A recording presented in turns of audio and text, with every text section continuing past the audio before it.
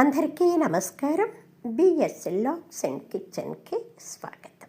ఇవాళ లాగ్ ఏంటంటేనండి, విష్ణుం జిష్ణుం మహావిష్ణుం ప్రభవిష్ణుం మహేశ్వరం అనేక రూప దైత్యాంతం నమామి పురుషోత్తమం.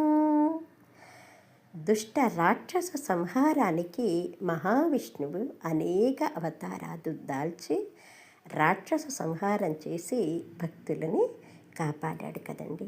ధనుర్మాసం ప్రారంభమైంది కదా. ధనుర్మాసం అంటే మార్గశిర మాసంలో వచ్చే ధనుర్మాసం. మార్గశిరమే మహావిష్ణువు, మహావిష్ణువే మార్గశిరము అని చెప్పుకున్నాం కదండి. ఈ ధనుర్మాసం అంటే సూర్యుడు ధనురాశిలోకి ప్రవేశించి 30 రోజుల తర్వాత మకర రాశిలోకి ప్రవేశిస్తాడు. అప్పుడే మనము మకర సంక్రాంతి పండగ జరుపుకుంటాం అన్నమాట.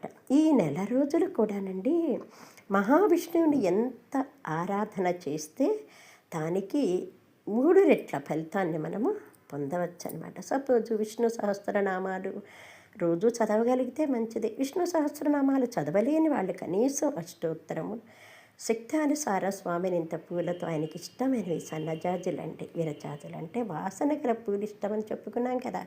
అలా పూలతో ఆయన పూజ చేయటము, నచ్చిన ప్రసాదాలు నైవేద్యం పెట్టడము చేస్తారు. అలాగే విష్ణు దేవాలయాల్లో ఈ నెల రోజులు కూడా గోదాదేవి రచించినటువంటి తిరుప్పావే సుప్రభాత సేవకి పాడతారన్నమాట.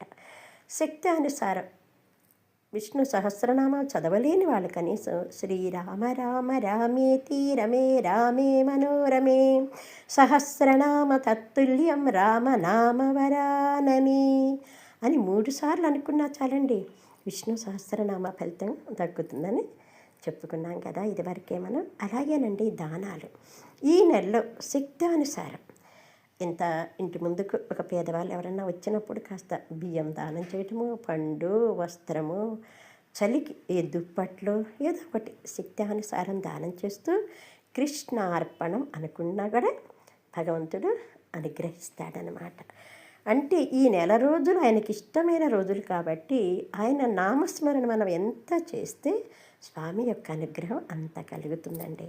మహావిష్ణువు యొక్క అనుగ్రహం కలగటం వల్ల, విష్ణు సహస్రనామాలు చదవటం వల్ల యశస్సు, ఐశ్వర్యము, జ్ఞానము కలుగుతుంది. అలాగేనండి ఇంటి ముందు ముగ్గు కూడా బియ్యపిండితో వేయటం వల్ల చీమలు, పురుగులు తినటం వల్ల కూడా మనకి పుణ్యం వస్తుందన్నమాట. అంటే ఈ నెల రోజులు కూడా పుణ్యకార్యాలు చేయటము శుభదాయకము.